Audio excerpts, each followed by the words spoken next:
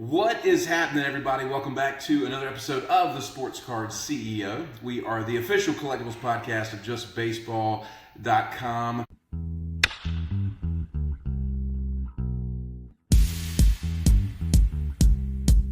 Bubba, Kern, Ham, boys, what's happening? What up? What's up? Look at this backdrop I have tonight.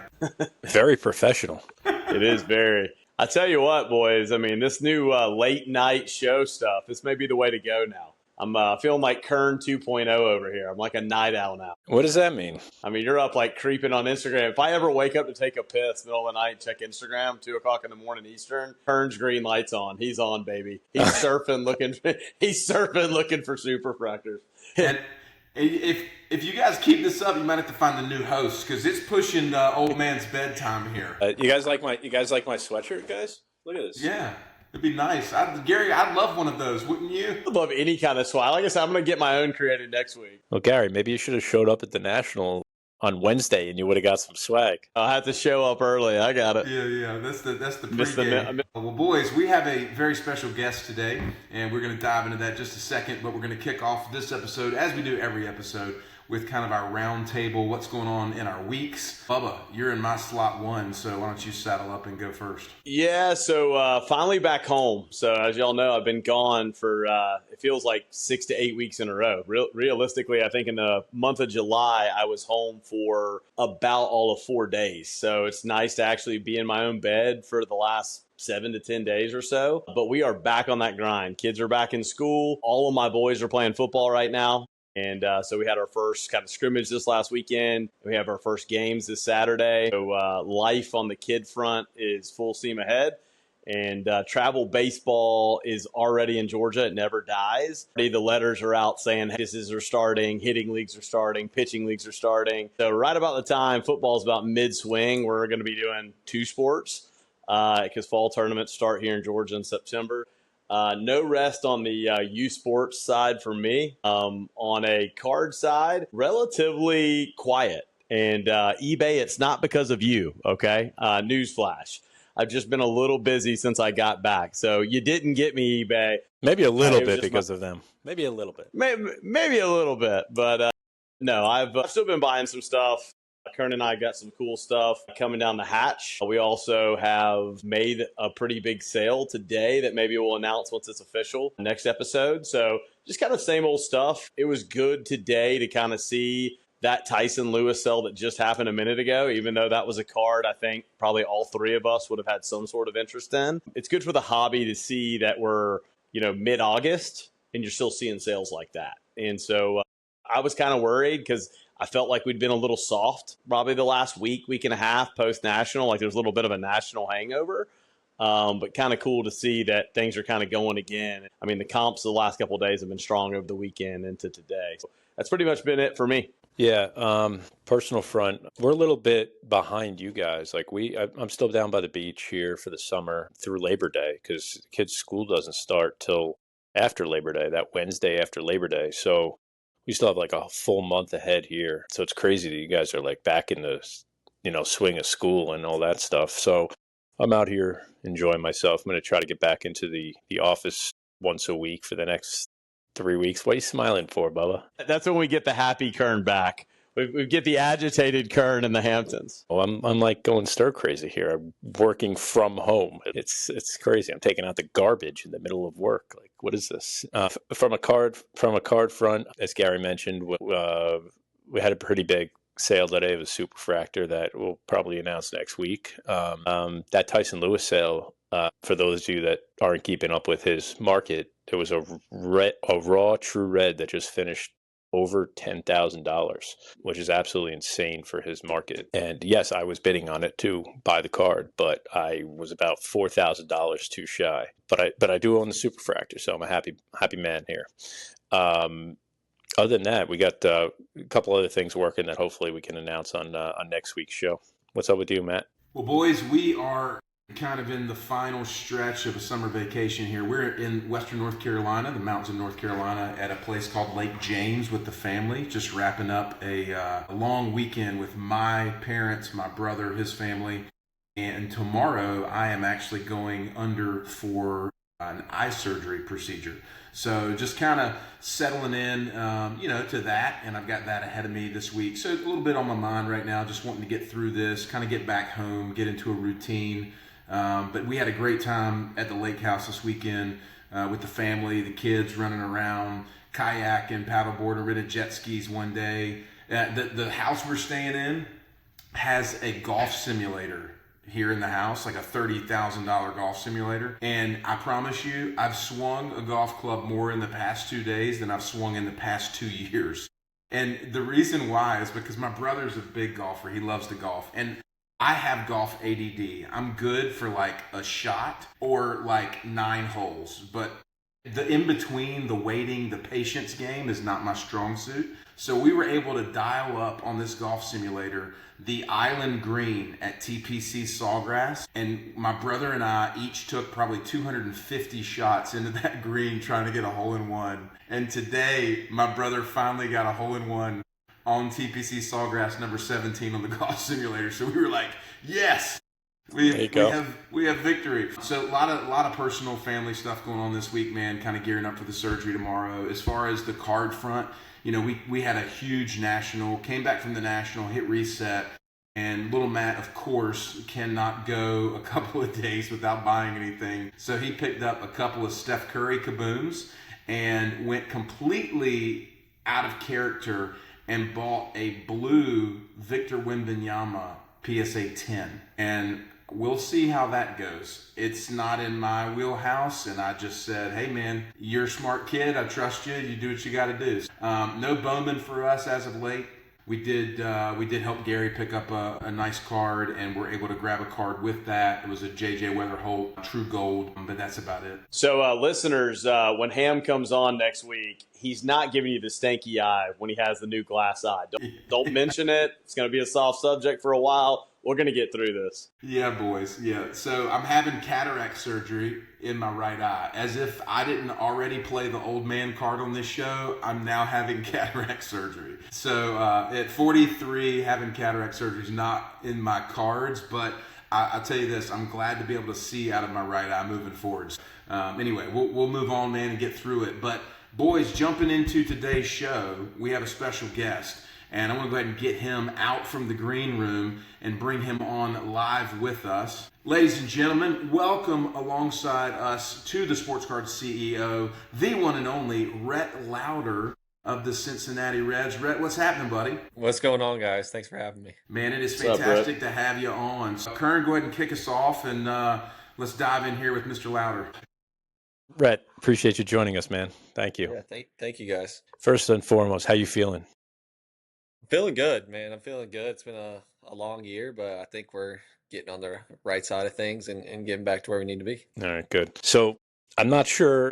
I want to hear about you as a collector first. Are you like a hardcore collector? Or are you buying your own stuff? What are you doing? I'm kind of getting into it a little bit more than I thought I would originally.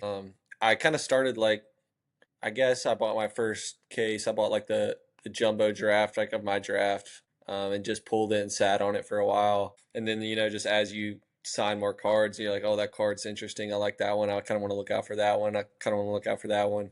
But it wasn't really until like football season this year, like the Super Bowl, the end of it, I was like, oh, they do this for football too. And I kind of just blew up. And football was like the real thing that got me into it. But now I'm kind of all over the place with it. Like I'll sell cards.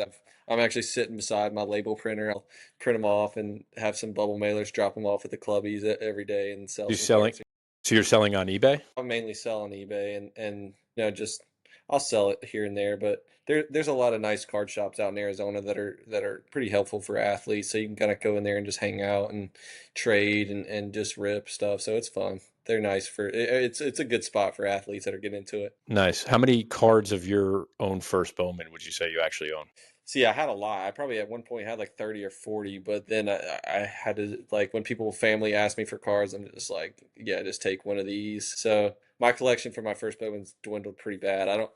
More so this Topps Chrome that just came out, I got more of that than first Bowman, sadly. But I have a couple good ones, but nothing crazy. I've given away a ton of them. I did pull your Topps Chrome refractor auto the other day. Really? Yeah. Yeah, it was the best autograph that I pulled out of the entire case. It's not bad. I got the Super right here. No shit. Yeah, I got Ooh. somebody gifted that to me the other day. Hell Oh, that's yeah, awesome. dude. That's awesome. Well, Congrats. it was a little bit of a trade. Yeah, thank you. It's sweet. The guy tagged me on Instagram, and I messaged him back really quickly, and he wanted to get in my hands. But I think I traded him like the 2021 or 22 Larry Bird Kaboom, just for some value in cards, and then I gave him like a signed ball or something like that. But I wanted to get him some card value as well. Yeah. Well, what was the card value of that Larry Bird? Because I don't know kabooms. I think it's like $600. It wasn't a 10. It was like a Dude, 9. So you six. fleeced him. Yeah. You fleeced him. Yeah, he wanted to give it for nothing, and I was like, I have to give you some value, but Oh, that's cool. That's cool, man. yeah, he just wanted some signed stuff, but I gave him. I think I might have given him a cleat and a signed ball. I gave him a Larry Bird kaboom, and I took a piece of chewed gum out of my mouth. Yeah, right. game chewed gum. That's so good, dude. It was Now pretty cool. we got I've had a couple things Yeah, like go that. ahead. Like I've got the an all aces that I got a PSA 10. That pretty much similar situation, just like a sign something, and guys are pretty cool about it usually if you reach out to them. Yeah, I think I mean, like something like the debut. I mean, that's a big card. That's probably like your third best card, but your best card to surface yet, because I don't think the Bowman First Superfractor has surfaced. I haven't seen it. So it'd probably be a different story. I mean, that would be really nice for the debut patch, but that's probably. Are you going to go after that one? I mean, I'm going to try my best. I think it helps that I've been hurt a little bit. I might can get in there a little bit, but I mean, we'll see. If I can get it, I can get it. If a guy wants something crazy, I mean, I understand it's a valuable card. Look, it's all a matter of who hits it and who hits any card. You know, it's like you pray like the nice guy hits the card. You know, the reasonable guy. That's cool, man. That's cool. Bubba, what do you got? I know you have some questions. I'm just glad, Rhett, I get to talk to you before I've actually bought one of your cards, because your cards were so expensive so fast that it was hard to get your stuff. I mean, at that release, I don't know. I mean, your stuff was sky high. I mean, you were right there at Skeen's level. It was just really hard to dip my toes. So you talked about buying the dip. It's funny you're on the show because I'm about to buy the dip after the show. So you better, whatever you want to get now, Rhett, go ahead and get it, because after the show, I'm cleaning the shelves. No, there's not much there. I try to get it without cash, so you can go ahead and buy up all that's there. But no, definitely, like I was thinking the same thing. That's why I didn't get my hands on any of the earlier releases. I was also new to the card game, so I was like, this is like a ridiculous amount of money for this card. But I didn't think the same way I think about them now. Go ahead, Gary. No, I was just gonna say, like, we're all gonna have different questions based on different stuff. Kern's probably gonna be heavy on the sports card side. Him maybe different stuff on the baseball cards, kind of in the middle. I'm probably gonna be heavier on the baseball questions and more about kind of your experiences coming up. So I'll kind of kick it off with your changeup. So doing the research on you, looking at your arsenal, you're known to have one of the best changeups in baseball. And so I've got 3 boys coming up. I'm sure we've got people listening to the show. They're curious. How do you get the changeup to be as effective for you? Is it the grip, do you believe? Is it just, I mean, when did it click? I mean, can you talk a little bit about your changeup? Yeah, so I mean, it's I've been lucky with it. It's like the pitch I've thrown the same way since I was probably 10 years old, and you don't get a lot of pitches like that. Like you go through years and years of playing, you're always tinkering with something, but I kind of got lucky just falling into just a very natural release for me, natural feel for it. I mean, I threw it a lot as a kid. I didn't really throw a breaking ball in like little league and middle school, so it was a lot of like just throwing in change ups and messing with time. And so I mean, I kind of just got used to it. But no, there's definitely tricks. I think it's easier nowadays, like within the past couple years, is to like kind of hack a change up. There's different weird grips, and you can go a splitter, a bunch of different things, but it's not as rare to see elite level changeups nowadays, which is cool to see. Like guys usually, either if you couldn't throw a changeup, you had to throw a splitter, and if you couldn't throw that, you're just throwing breaking balls. But nowadays, guys are finding ways like a kick change or a splitter or like a splinker, like Skeen has like a bunch of different things. But yeah, mine's very basic, natural circle change grip, just tumbles out of the hand pretty good. Now, does it have some inside run on the righty? I was kind of watching the video. It looked like it had some real run breaking in on the hitters. I have a pretty good natural run on sinker, change up just from the slot I throw out.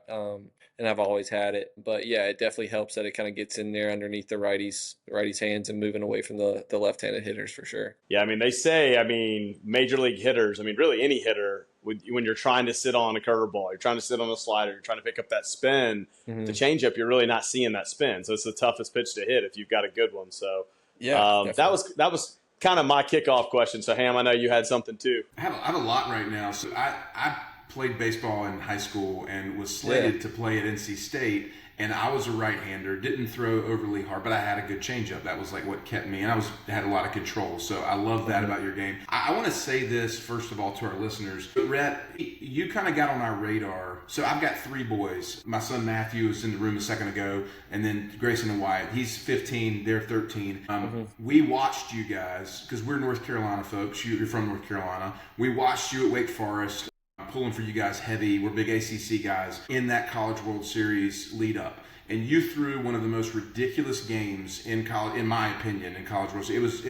And I pulled the stats up here. You threw 7 innings, you had 6 Ks, 88 pitches, and only 3 hits. And that's against an LSU team that had Dylan Cruz, Trey Morgan, Tommy White, just a stacked lineup. And I think Skeens was on the other side of the hill, right? Yeah. Yeah, I mean, and again, so when you came out of Bowman, you were 7th overall pick, right, in the draft. So Ham House went in big, and I'll show you here. This is your blue first Bowman. Ooh. Yeah. All right, dude. So we bought heavy at Lauder early. Nice. And we gemmed 3 blues and a gold of yours. Wow.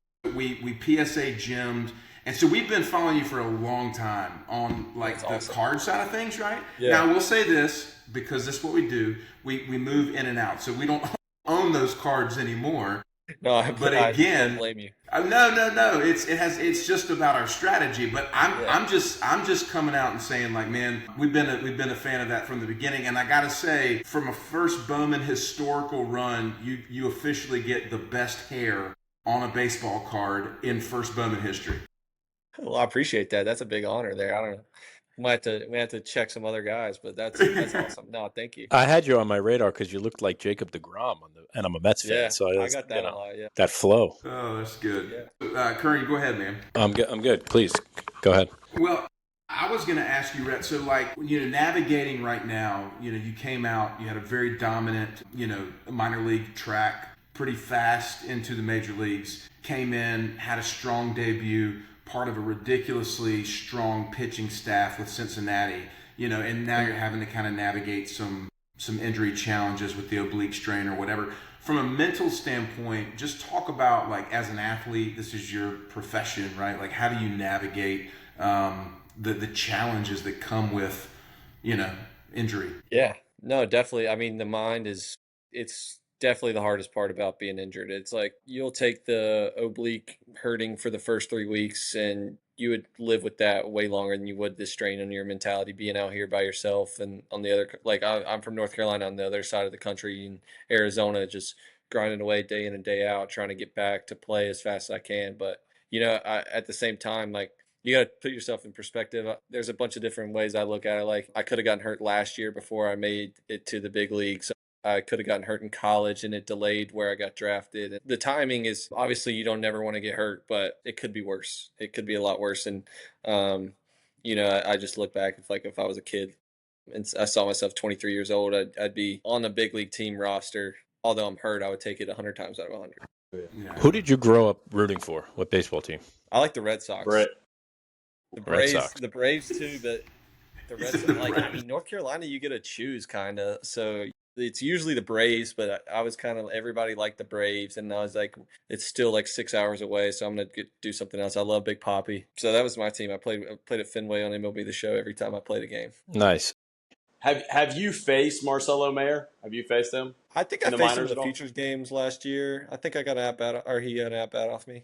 So can you still be a fan of a team and be on a major league team? Is there that y'all are in a different AL, NL? Can you still have a Red Sox kind of like fandom there at all, or does that just go away when you're a pro? It's kind of gone away. I mean, I wasn't diehard enough to, like, I was going to. I've still never been to Fenway. Like, I'm not. It's not like I was growing up there and living day in and day out. Like, it might be different if that was the case, but I kind of just like loved the team they had going on at the time. So not for me personally. Where two questions, but I'll ask one at a time since it's impossible to ask two questions at the same time. So question number one, did you have an idea of where you were going to be drafted? Like, did your agent tell you at the time, like, Yeah, exactly? So I felt pretty good because when you're like, I think you meet with teams before the draft, like after the season ended, and I only met with teams like 5 or 6 different teams. It was kind of within that like it started at the A's. So A's picked 6. Jacob Wilson went right before me, so I started with them and went all the way back to like the Angels. I think picked at 12 or something like that, or 13. So it's kind of within that range. I knew I was probably going to. So Mike, the reason I ask is, and I doubt you're going to be able to be fully honest here, but like there's got to be some part of you that knowing the teams that were interested, you're kind of hoping where to go. I mean, it's more obvious with like NFL college football players, right? Like quarterbacks and stuff of where they want to be. But like, was there any part when the Reds picked you were like, shit, I got to pitch in Great American Ballpark, because it's a hitter's park, it's one of the small ballparks. Like, did that make you worried at all? Not really, because honestly, the Rockies picked at 9, and I was like, I doubt I'm getting past the Rockies because I think I had really good meetings with them leading up, and some of their scouting directors and everything. We had really good relationship and everything. So I just didn't, and I knew they were going pitching. I didn't feel like I was going to get past Colorado. In my eyes, I mean, anything could have happened really. And also, so like the 2 teams that were likely to take me were the Reds or the Rockies. So I mean, neither one of them is a pitcher's dream by any means. And I come from Wake Forest, and we have the smallest field in college baseball, really, with the wind blowing out to right field pretty much every day. So I kind of used to it. Like me being a sinker guy and a lot of ground balls, like I don't really care about the size of the park. I mean, typically a sinker guy, I'll go up the other guy I'm pitching against, the guy pitching in the same park, so I kind of fare better than the other team. I mean, it's not going to look good on the stats by any means, but in a scheme of like winning games, it kind of favors me pitching in the smaller ballpark because I'm less likely to give up home runs than a guy that gives up fly balls. All right, let's do a quick rapid fire, real quick. Don't even think, okay? The last team you would ever want to be traded to? Probably the Yankees. Yes, my guy, dude. My guy. I love that. I guess their rules are getting more lax nowadays, and hair I'd have to chop, and then it just be a whole thing. Nah, you don't want to be a part of that. Yeah, you don't need to be a part of that whole thing. I would go pitch wherever they wanted me to pitch. Of course, they would make me cut the hair probably. Because it's a privilege to be a New York Yankee. I don't have nothing against the Yankees or any other team. I probably have to cut the hair. Yeah.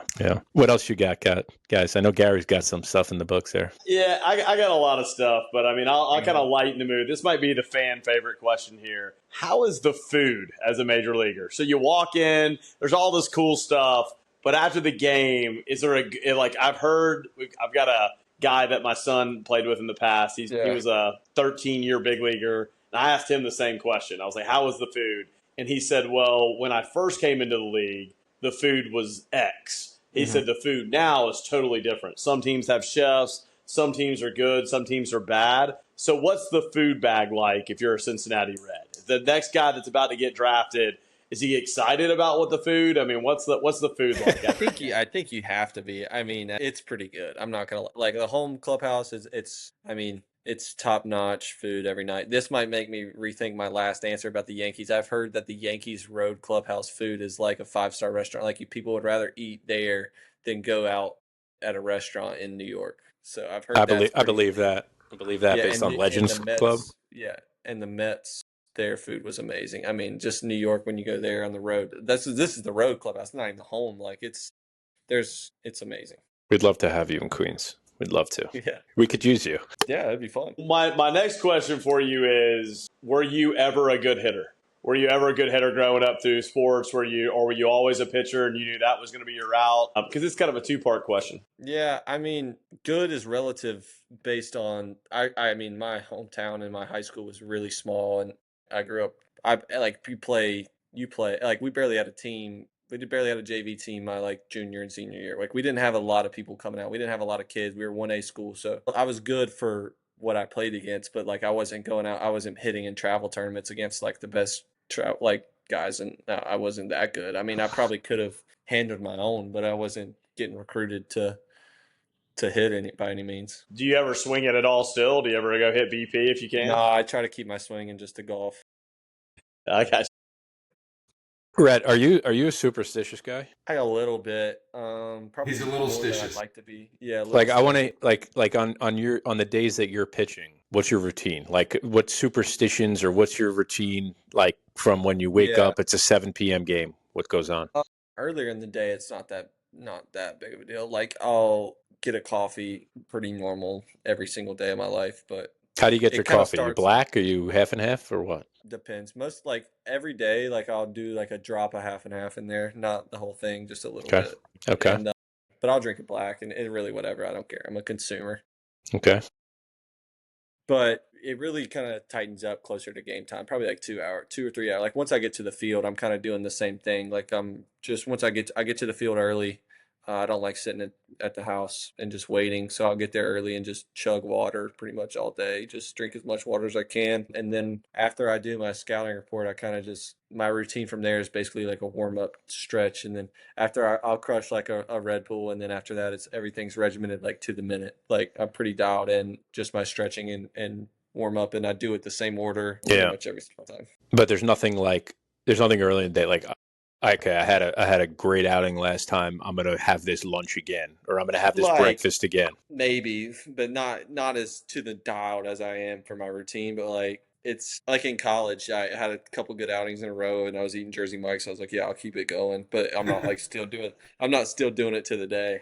Are there people in the clubhouse that are crazy with that or no? I'm sure they are. Like it's like not even that big of a deal. It's like nothing's registering. Like not an example is registering with me because Yeah. it's like everybody has something they do, or they wear the same thing every time, or the same sliders or something. It's like just normal. Like you play every day, so you kind of just end up doing the same thing. Gotcha. So when Evan Carter came in, we asked him the question about cards in the clubhouse. And he said the Rangers were pretty active. Josh Jung and a lot of the players were getting into it. Yeah. How about the Reds? Are any of those guys into cards at all? I'm trying to get our guys going a little bit more. We don't have a ton of guys.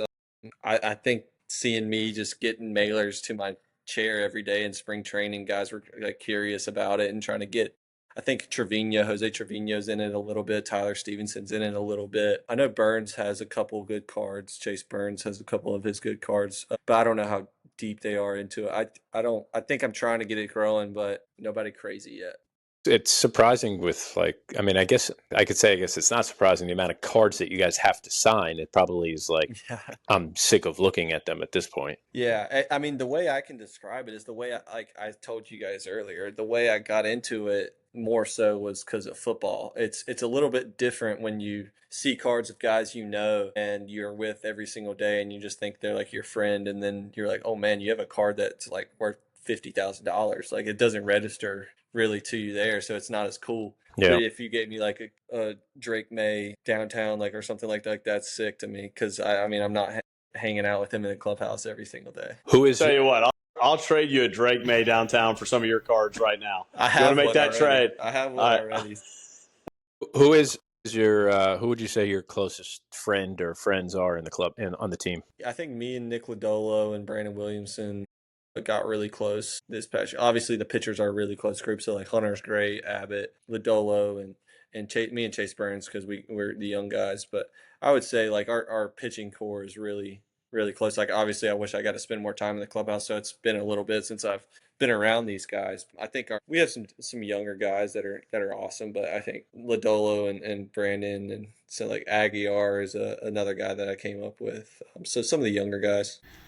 You know, it's pretty wild. Like, I think about the staff that you guys are toting right now between you and Burns and Abbott, Lodolo, and Hunter Green. Dude, I could argue that, like, that's the best staff. When everybody's healthy, like, that's the best staff in the major leagues, right? Like, I mean, it's ridiculous.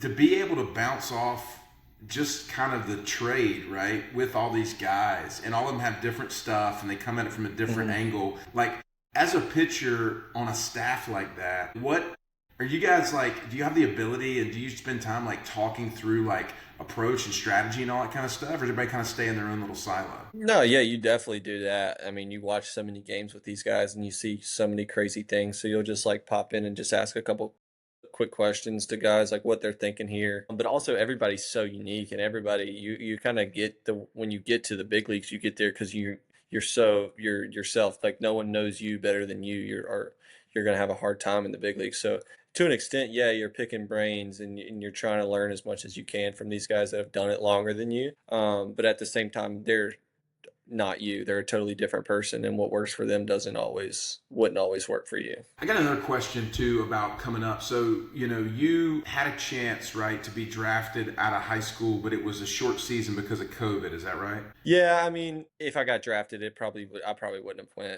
It would have been a shot in the dark. Got it. And so you went to Wake. You ended up, and from what I remember, freshman season was kind of a struggle of trying to find your place, and then sophomore, your ACC Pitcher of the Year, junior ACC Pitcher of the Year, had ridiculous sophomore and junior seasons. Is there anything that changed for you, like in your mindset, from like your senior year of high school to your sophomore year of college? Because again, it's like you're doing the same thing, I would imagine. You're pitching, right? You're doing your thing, but now you're literally undefeated ACC Pitcher of the Year. Like, was there anything that changed in your mind there, or was it just things coming together? I would say I just got smarter every year. Like my freshman year, the numbers were pretty inflated, but I still made every start on the weekend as a true freshman. And yeah, I was getting beat up, but we were also like, you have to look at our team a little bit. We were really young. We had 17 freshmen that we relied on to finish games. It wasn't like we were going to go to the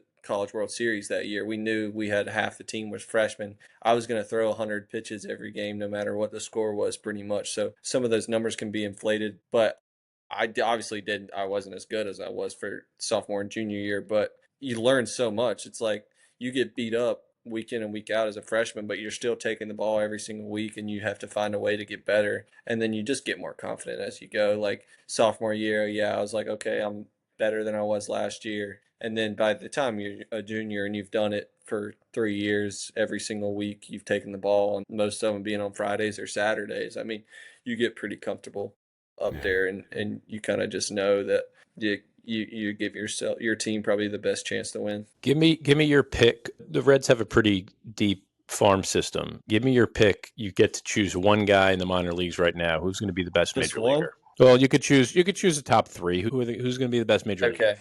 Well, I'm going to count two of the guys I'm holding right now currently. I got Hector Rodriguez. I've got a superfractor. You got a super? Yeah. I got his red wave right here to 10, PSA 10.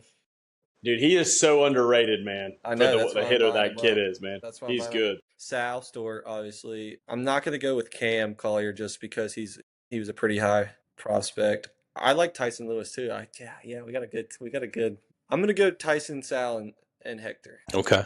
Yeah, people were high. People were so high on Hector. I mean, from a hobby perspective, he just lost his hype, but he's still like one of the best hitters in minor league baseball. He could be Luis Ariz. He could be that level hitter. I mean, he's 21 years old and putting up 350 in AAA. I mean, he's probably one of the best actual true hitters I've seen from a young kid. So 3 guys not on the Reds, non-pitchers that if you could invest in for their career, who are you picking? Well, I actually told Valor the other day that, not the other day, probably like 3 months ago, that he needed to look into the CJ Kayfus, and he's gone crazy since then. I've known CJ Kayfus was a guy. That's who's paying 500 times over comps. You don't know what the hell he's doing. I've known CJ Kayfus since sophomore year of college. He at Miami, he lead off first pitch of the game, hit a homer off me, and then ever since then, I just said we had really long at bats and grinded back and forth between each other at Wake and Miami. So I knew that I circled him, and it's no surprise to me that he's debuted already. I need to think. I mean, there's a lot like that DePaula kid for the Dodgers. He's really good. Dodgers actually have a lot of guys. Their farm system's pretty crazy. Being a North Carolina guy, so we're down at the coast, born and raised in Wilmington, and Walker is from our area. Did you grow up playing with Walker on state teams and all that kind of stuff? Do you know him fairly well, or? I was 3 years older, and we played with the same organization. We played with the South Charlotte Panthers, but he was always on the younger teams. So I always knew him and kept up with him and knew he was going to be pretty special. But I don't think we ever got to be on the same teams or anything. Yeah, things are starting to click, man. He came off his little. He's special. He's for sure special. I'm afraid I think he's probably too expensive for me to try to invest in now, but he's definitely. Yeah, he was 2 or 3 picks ahead of me in the draft as well. Once after his like that first 5 in that draft is pretty cookie cutter. So you kind of knew what it was going to happen with Skeens, Cruz, Langford, Clark, and Jenkins. After that, it was for me and Wilson. But those top 5, I mean, yeah, those were legit guys. Dude, what a draft, boys. Think about that for a second. Think Yeah, about that. Did you hear what he just said? Think about those top 10 picks, man. Yeah. And we had Matt Shaw behind me. That was Hurston Waldrop's back in the show. We had like 7 or 8 guys debut with the first calendar year. Yeah. Jeez. It's nuts. The best was Rhett. The first time we spoke I was like, yeah, you're like, my superfractor has never surfaced. I was like, yeah, it has. I almost bought it. And you're like, what? Really? And I was like, yeah, dude, I'm telling you. It was Ty Floyd this entire time. I'm like, yo, my bad. It was Ty Floyd. Yeah, I remember that. I was like, I can't. I've never seen it. Like, I'm sure I would have seen it by now, but no. That's fun. Floyd. Special. Is it true that are you slated to to do a bullpen session next week, or is that? Yeah, next week. Next Okay. week's the first one. But all right, good. Hopefully we'll see how it goes, and hopefully the boys can make a little playoff push. I don't know. We dropped a tough one today against the Phillies, but yeah, thanks for the help there. Well, they lost 7 or 8 in a row now, Kern. I don't know, man. I lost track. it was 7 before today. They didn't play today, so it's still 7. Yeah, Still 7. damn, man, they're in bad shape right now. The Braves are about to stomp on the Mets' neck starting tomorrow, and they're going to put us out of our misery real quick, like they always do. So I've got a couple rapid fire questions here for you. So who are the best hitters you faced? It could be college, could be high school, could be pro level, could be minor leagues. Who are 3 guys that have stood out to you that you're like, man, these guys, they're good? I'll give Jordan's a number 1 for sure. Nick Kurtz, number 2, probably might be over Jordan, honestly. And then Kafis, I mean, I can't get – Kafis was the guy that got me. Like, I'm serious. And throughout college, if you were to give me one hitter that gave me the most trouble, I would say CJ Kafis all day. Like, over Dylan Cruz, over Wyatt Langford, over those guys, I would say Kafis. So piggybacking on that question, do you collect any of those guys? Because you play against them, you're like, man, Nick Kurtz is the man. Do you collect guys when you're like, man, that guy's that good? And who are you collecting? Are you on Connor Griffin? Are you on any of these up-and-coming guys? Like, who are you on? I'm trying to get the guys that people don't really know as much about that I've either known, like I play with Hector, I play with Sal. So, yeah, I'm collecting those guys. I think they've both been undervalued up until this point. You're going low risk, high reward here. Yeah. Under the radar, yeah. So, but Kurtz, I mean, he does owe me an out of 10 auto card because I gave him one of mine. So he owes me one. That was before they quadrupled in value, whatever they're at. I was going to say, make sure he gives you 24 draft, not 25 Bowman prospect here. Yeah. So we made the announcement here live on the show. Nick Kurtz, if you're watching, you owe Rhett Lowder an out of 10 Bowman first auto. I can't afford them anymore, so he owes me it. He's got to send in the mail. Those are crazy. I don't think anybody can afford them anymore. I actually looked at, like I looked at it probably a couple months ago, and I couldn't tell if his value was already somewhat high because he was in AAA hitting pretty good, but this was probably 3 or 4 months ago. But now that I should have trusted my gut and probably went in a little harder on him. But I'm trying to buy guys that are like really, really under the radar. Like I like see these guys every day. I play in spring training. I get to watch them firsthand. Like I can kind of tell, and I've played against them in college. So give us Rhett Lowder's number 1 under the radar. You don't want to tell anybody right now who it is on the show, but you're going to come out clean with it. Who's the number 1 under the radar guy you're wanting to buy right now? It's been Hector, honestly, because he's shooting up the boards now. But I bought my first Hector card, and the thing about Hector is he doesn't sign. Like he won't sign for people standing outside. So I think how come his value? I don't know. It's just he just doesn't. He's just like keeps walking. What a dick! What a dick! Like, bro, you haven't made the show yet, man. But it does increase his value of his auto. Yeah, I think someone probably told him that one day, and he's just like, okay, I'm not going to do it. So he thinks he gets more money in the long run. I don't know how much it actually works like that, but I got my first Hector card when I played with him in High A last year. And he is one of the best hitters I've seen. I've invested a little bit more into him pretty heavily, so I would say Hector is the guy. But coming up, I do like all these guys that I think about, and a couple months later they shoot up. Like Tyson's shooting up. I saw him play very early on into draft camp when he got drafted, and I was like, this is special. He hits the ball crazy hard. Really hard. Yeah, super hard. Some of these guys, like the ACC guys I played with, some of them I know are probably going to pan out one day. Like I like Cooper Ingalls. I think he'll probably be a pretty serviceable big leaguer in his time. But I mean, no like heavy hitters that are under the radar. I think the hobby's getting so smart that you're not really sneaking it past guys really anymore. We're trying not to let that happen, at least. It's pretty hard. When did you know? I asked Travis Sikora this. Mm-hmm. I asked Evan Carter this. I'm going to ask you the same thing. When did you know that you had a chance to be a pro baseball player? Probably once I got to college. Growing up in a small town, like I knew I was good. I was the best in my county and best in the surrounding area.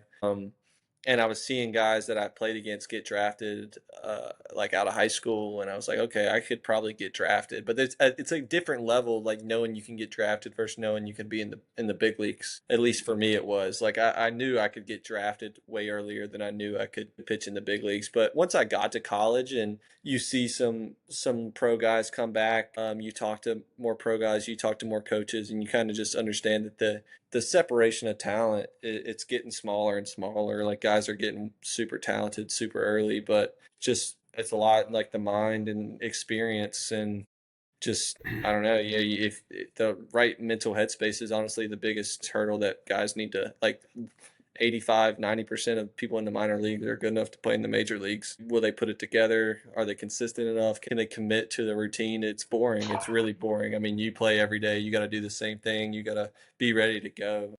And it is boring and it's daunting. Yeah, what just guys that can commit to it. What do you think the biggest, you've being in the minor leagues and being around these guys, a lot of people fail to make it to the show, right? Like, what do you think the biggest thing?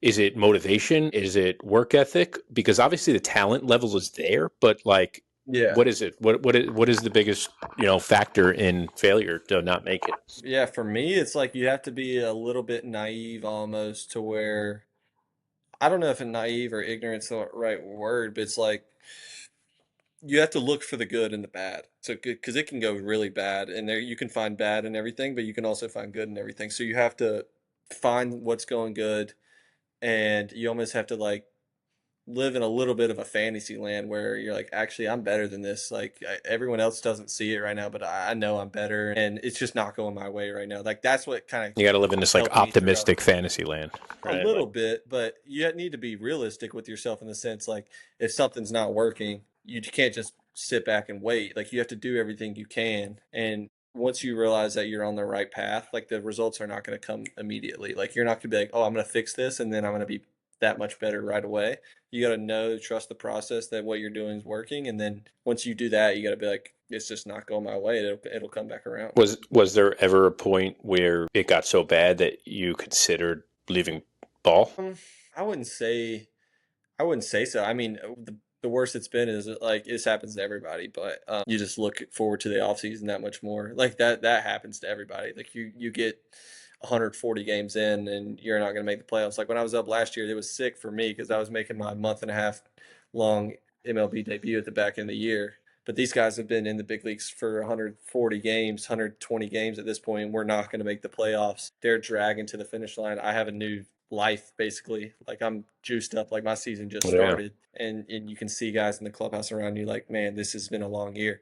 Settle down, rookie. That's why but that's also why they're pros and they've done it for so long. They can get drained that way, but still go out and perform every single day. It's like that's the separator in guys that, everybody's tired. Everybody's ready for the off season at the end, but you still have to show up and do it. So that's a question I have. I asked this question as well. I got 3 little boys that'll go back and watch this episode one day, and the oldest just turned 12. Got a 10-year-old, got an 8-year-old. Mm-hmm. Their dreams to be sitting right where you are, right? Like a lot of the kids are going to watch this show. So what is your biggest piece of advice to kids that say, hey, I want to be a Major League Baseball player? Like from where you were at 12 years old, 10 years old, like what would be your biggest piece of advice from there? Not necessarily how to become a pro, but those moments where you're doubting yourself, or those moments where you do struggle, or those moments where you're put up against others, like perfect game this day and time. Mm-hmm. Everybody's ranked from the time they're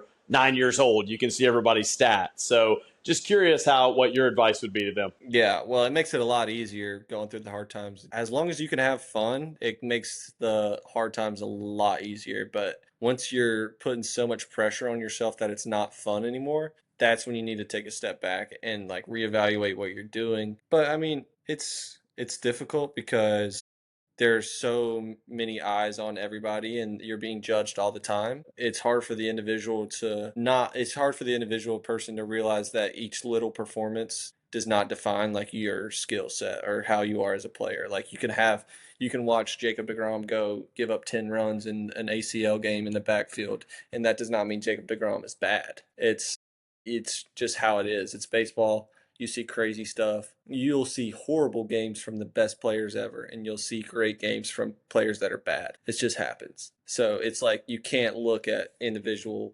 events or even like a couple game stretch. You're not being people, and people know that. If people know baseball, they know that this is a game of ups and downs and flows, and you ride your highs for as long as you can, and then you're going to have lows, and you might go for 3 or 4 starts, but then you're going to put up 20 scoreless or 20 with 3 runs, and it'll even right back out. It's a long game. It's like you got to play the long game, the law of averages, and it's hard. That's the hardest part, is knowing that.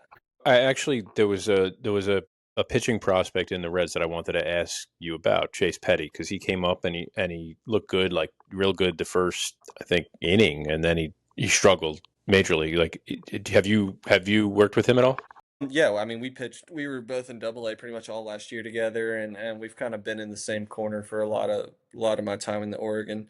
I haven't been with him a ton since, he's had that chance, but he's an electric arm, electric stuff, good kid, works hard. I think honestly he's just had some unlucky and unfair situations he's been put in. Like, it's the hard part about coming up mid-year when you're needed as a pitcher. It's a lot of pressure and it's very short notice, and you get thrown in situations that are kind of unfair to you, but that's a part of it. You got to like mentally recovering from that is probably very tough. Yeah, it's tough. It's very tough. And you look at some of the instances he's been put in, like, yeah, he had his debuts, whatever, and then they kept him up there for a while, and just they kept him in the bullpen trying. He was like, all right, they're gonna use an opener, and then you'll come in, and like it doesn't always work out that way, and it's just hard for like a 21, 22, hard for a kid that young, like when you come up to the big leagues, and you're not on that strict schedule, because the only thing that matters is winning, and they're going to do whatever it takes to win. And it's different from the minor leagues where you're scheduled every day. Everything you do is scheduled, and it's just a different thing. So it's been tough, but I think he's going to be great. You alluded to this, Rhett, and it was really interesting to me. It's like baseball is so unique because it is a long season. I mean, it is long. One of our really, really dear friends, her father has been in the bigs for 50 consecutive years, opening day, as a player, and now he's a coach. He's on the bench for the Angels, actually. But I can't even wrap my head around the length of the season. So that said, it's natural to think of like, oh my gosh, off season, like I'm really looking forward to, you know what I mean? Like, so when you have downtime in the off season, like how do you unwind? Like, how do you kind of break it down? Do you come back to North Carolina and hang out? Do you like to travel? Do you go to football games? Like, what's your deal? Yeah, well, I've only had one off season really, just last year, but it was awesome. I got to come back to North Carolina for a little bit, spent some time in Florida. But really, I mean, you only have, I would say as a pitcher, you have like 4 or 5 weeks of maybe not even 3-4 weeks of downtime where you like give the arm a break, and like you're still kind of working out during that point.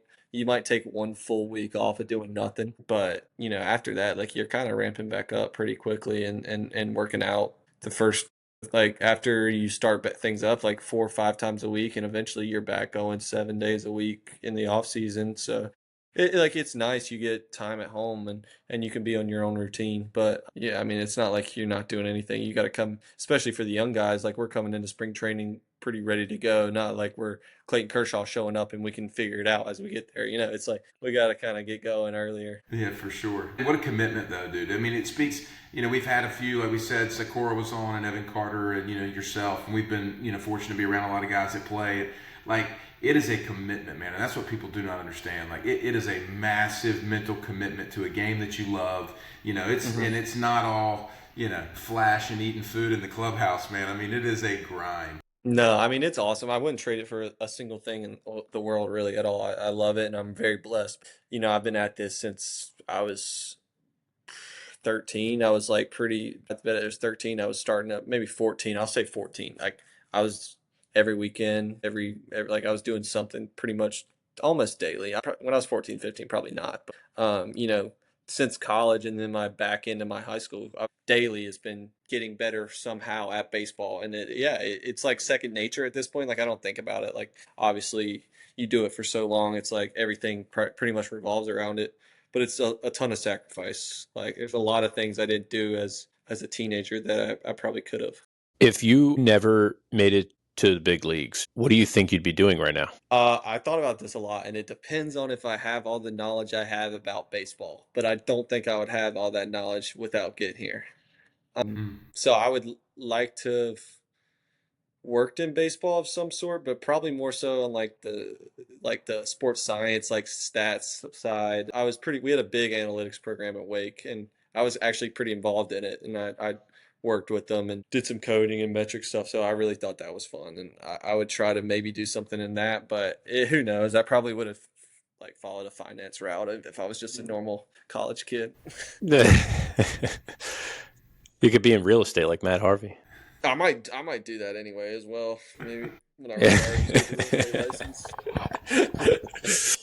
I don't think we can have Rhett on the show and not ask him about Ellie De La Cruz. Being a teammate of Ellie De La Cruz and going to the clubhouse every day and seeing that mammoth of a man and seeing him play, like, what is that like? Watching somebody that could be generational right in front of you with what he's doing already at his young age. Like, what is that like? He's special. I think people don't realize how hard it is to play shortstop in the MLB and how hard it is to play every single day. He's played every game this year. That's hard. It's every single day.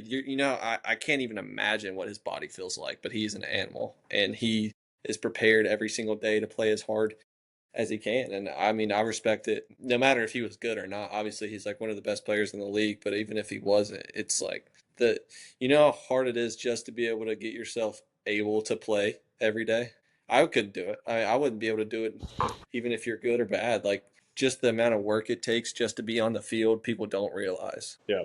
What about a guy, and this is my last question, because I said that earlier, so this is my fifth last question. And Kern's going to get on me here, my southern accent, how I pronounce this. So, Noelvi Marte. Oh, yeah.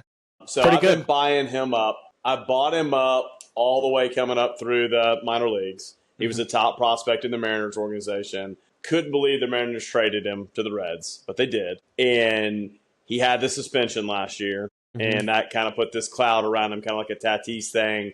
I still believed. I still have reds, oranges, all kinds of stuff of him. And you look at his stats in 170 at-bats. Over a full season, the dude's like 35, 40 home run guy, 30, 40 steals, 280 batting average, a true shortstop that's playing third because Ellie's on the team. So what's your thoughts there? I'm just curious on Marte.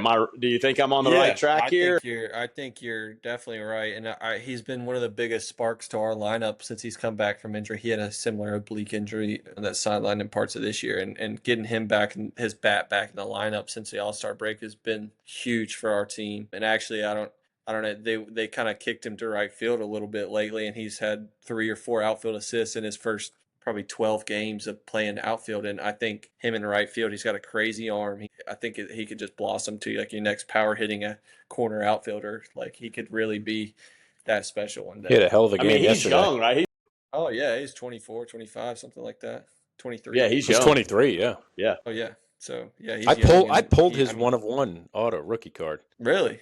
Yeah. He's toolsed out. I mean, he's got everything you could ask for in a player. And I think if he can just stay on the field a little bit, like, you're going to see that full season kind of take off. All right, Rhett, so we know we don't want to be traded, but where do you want to be traded? Go. If you were going to be traded. Yeah, you want to be on the Reds. I don't know. We know you want to be on the Reds, but if the Reds didn't exist and you had to be traded because the Reds were bye-bye, where are you going? Where you want to go? The Braves. Where you want to go? No. Where you want to go? Braves would be cool. It'd be close to home. What I'm thinking right now is the proximity to home. So you get Braves. I love the city of Chicago. But is that all it's about? Don't you think about like who the pitching coach is or who the manager is, or come on, like who the owner is, who's going to pay you, Steve Cohen? I don't think you can, especially where I'm at right now. I mean, I don't think that far ahead because like stuff changes so fast. Like you can't even guarantee yourself you're on a roster like next year, or like, and our sport is so you can't look at guarantees. So you kind of just have to be where you're at. I think I love Chicago, and honestly, if I was being selfish, if I ever got optioned for the White Sox, I'd be back in Charlotte. So that'd be pretty cool to be at home. Give me your worst case scenario. What? Worst case scenario, I'm in AAA in Charlotte. Best case scenario, I'm in the big leagues in Chicago. There's definitely worse. But I love Cincinnati. Give me your last meal. My last meal. Like last meal on earth. Yeah. I'd probably go tomahawk ribeye. From where? I'd probably cook it. I think I cooking your own last meal. What a man! Yeah, once you figure out how to do it right, you don't like any other ones. But I'd probably have a bunch of random stuff because I'd only want and then I want like bits of a chicken parm. Yeah, and then like probably some like mac and cheese with some broiled mozzarella on top or something like that. And what's the drink of choice? Probably a Sprite. What about an adult beverage, Rhett? what are you, 5? No, I mean, yeah, pretty much. I'm just eligible to drink. No, but I would do a Sprite because I do a Sunday Sprite once a week. That's my drink of choice. But no, I drink probably red wine is my like Cabernet. There you go. Or something. Good man. So now I said I had the last questions, but now you've spurred my mind again. Let's all right? do it. We're going in the steak game here. Huh? So your Cincinnati guy, you've had him eating at St. Elmo Steakhouse, right? Yeah. How was that? It was great. When did we go? I can't remember what it was, but it was unreal. I mean, you feel big time in there, and then sitting down and eating. I think it was just like in my week of debut when I was up. I went there. It was unreal. So St. Elmo's, or you're from Charlotte, so you've probably been down to Greenville to Hal's Chop House. Have you been to Hal's Chop House? I have not. Where is this? Greenville, South Carolina? Yes. Hal's Chop House. Check it out. Yes. Yeah. If you're a steak guy, go to Hal's Chop House. Unbelievable. Unbelievable. I'll have to check that out. I'll have to check that out. I don't know how far. I'm like closer. See, I see you got Pinehurst in the back. I'm like closer east that way. I'm like 40 minutes from Pinehurst is where my house is right now. So okay. I'm closer to the middle of nowhere. Yeah, you're probably, I don't know. A couple hours, I guess, yeah, down to Greenville. 2 hours, hour 45. But yeah, I'll have to check it out when I'm down there for sure. Tell your boy Kurtz, by the way, too. I'm sitting on several of his oranges right now. Yeah, we can work something out if he wants one. I don't know if he wants them or not. I need all his cards coming my way. He owes me. Yeah, just send it right to Rhett. He's been more into video games. I'll take his cards. Yeah, I'll take them. He's basically playing in a video game right now. Yeah, I know that kid is unreal. I mean, I thought his cards were pricey when he came out too. So I was like, I don't know if I can get any of these. And then who would have thought a year later he's got one of the best stat lines in the big leagues. Unreal. Rhett, how old are you? 23. 23. So one of the things that I think about, right, like when I was growing up, it was Cal Ripken Jr., Ken Griffey Jr., Frank Thomas, Bo Jackson, right, like those guys. And, I don't fanboy on guys because they're in the bigs or whatever, but like running into Bo Jackson at the National last week, I was like, oh my God, that's Bo Jackson. Yeah, I was like, you know what I mean? It's like Bo Jackson. So coming up, like, as a kid playing ball and then getting into the bigs, like, is there a moment that you've had where like you're in and with, playing against or whatever, a guy, and you're like that moment hits you where you're like surreal. You're like, how am I here right now? Like this. Yeah. Have you had that moment? Yeah, it was when Tito was our manager and he called me like the day after he got hired. I was like, this isn't real. Like, because I said I was a Red Sox fan. When I was 12 years old, I could probably only name one manager, and it was Tito. And that's just like the coolest thing ever. Like, I was watching him on TV with David Ortiz. Dustin Pedroia came to spring training and talked to us. Like, that's sick. Like 10-year-old me would have went crazy for that. Yeah. And then realizing that I'm in the clubhouse that he's trying to influence to play harder. I'm like, that's awesome. So Trot Nixon, who was on that team. Yeah, Trot's a Wilmington guy from Wilmington. Yep. And did you see that Netflix special they did on that World Series team? I watched pretty much all of it. Yeah, I ran into it. So Trot's son plays for State. His youngest son Luke plays for State, and I was at the game. Does he have another son? Yeah, as well? Chase was at State. He transferred to Memphis for his senior year. Gotcha. But Luke's a sophomore at State, and they were playing UNCW, and we were down there, and I was talking to him, and watching that documentary was like everything, dude, because that was the team. I was in college at the time. I was a freshman at NC State, or sophomore maybe. Like, that was sick. That's pretty cool though about Tito. Oh, I love that. I mean, that's a little bit on my younger side. Like, I don't remember that team, but like the teams that followed that and like the precedents that set, like that's like what I grew up on. Like Big Poppy, Josh Beckett, Veritek, Euclid, all the like Pedroia. Like I love those guys. Well, I mean, to think about that, Rich Hill could be your dad. I mean, he's 45 years old. Yeah. Rich Hill's still in the major leagues. Dick Mountain. But think about a guy like Justin Verlander. I just looked it up. You were in diapers 3 years old, and Justin Verlander was in the major leagues. Yeah. Like, how cool is that, though? It's all seriousness to be a guy that's watching somebody like that who might be the last of his kind, Scherzer and Verlander, Kershaw, and you're in the game right now with those guys and you've watched them. I mean, that's got to be surreal. I need to take it in a little bit more than I do. It's like, I just honestly am like, how do they keep doing it? Like, how have they done this for this long? Like, it's so impressive. Like, yeah, they were really good at their peak. Like, they were nasty, like one of the best pitchers ever at the peak. How have they pitched for 20 years is unreal to me. It's like, I'm 23 years old and going through injuries now, and it's hard. I can't imagine like their 20-year season, how many ups and downs they've had and still stuck through it. I mean, it's super impressive. God bless Dick Mountain. Well, another one of those moments like you were talking about that made me think. Actually, like me and Kershaw, this is probably one of the coolest ACL games of the year. Me and Kershaw started against each other in rehab startings in Arizona this past year. So that was pretty cool for me, warming up in the outfield alongside Kershaw. Who won the game? I think they did. Yeah, I think he got me. I think he got me. Yeah, he threw like six no-hit innings. It was like, this guy's crazy, throwing like 87. Yeah. Oh, that is. It's like, yeah, he's got it figured out. That is so good. Well, boys, we could sit here and talk all night. This has been super, super down to earth, just fun, chatting it up. I mean, this has been great. Rhett, you've been awesome, man. Like, super. Yeah, thank you guys for having me. It's been fun. Just so relatable, man. Like, we really, really appreciate it. Boys, as we wrap up, any final thoughts? Kern, do you have any questions about what Rhett's having for breakfast tomorrow? No, I did want to ask a question that I know a lot of people are going to, but you know what? I was interrupted before, and I'm thankful that I was, because if I ask this question, there's going to be a lot of weird looks that I'm going to be getting. But I kind of want to ask it. I mean, fine. I guess I will. I got to know. We can always cut it. Yeah, we can always cut it. But I got to know. When you guys shower after the game, is it a big shower or is it individual showers? I have to know. There's individual shower heads, but it's like a big open. Big open shower. So, like, do you have a follow up about that? I'll leave it at that. It's actually crazy though, because when you tell people about that, like, it's so normal to us now, but that's not normal for the like average person. Like, it's an open shower with like 10 faucets, and then you're just like talking to the guy about the game after. It's like Ellie de la Cruz. He's a big dude. No, he ain't. Yeah.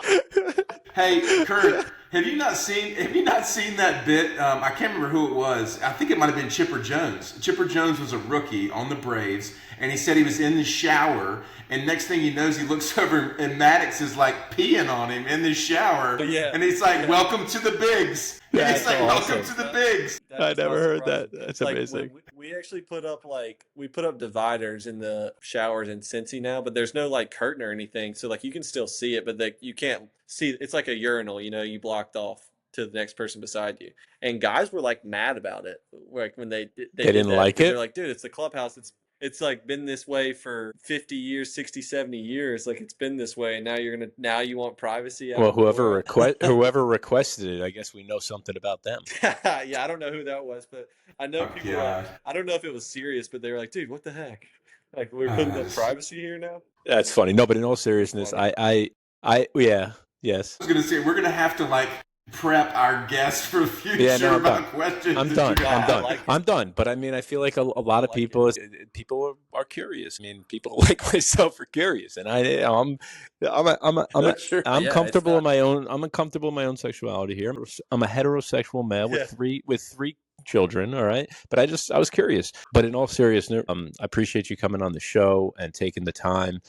And we hope that the rehab continues to go smoothly, and I know we're all rooting for you here at the Sports Card CEO. And now we're going to start buying your cards again. Buy the dip. I'm just really thankful that at 10:20 tonight the show ends because it gets creepy after 10:20 with Kern for the late night. So I'm glad it ends at 10:20. This is why I wasn't going to say it. I wasn't going to ask it. No, I'm so glad you did, Kern. This is fodder for days. I think it's fantastic. It's not like every other interview now. Yeah, exactly. That makes it somewhat different. It's got to be real. It's got to be real. I'm Rhett Lowder. Thanks for listening to the Sports Card CEO.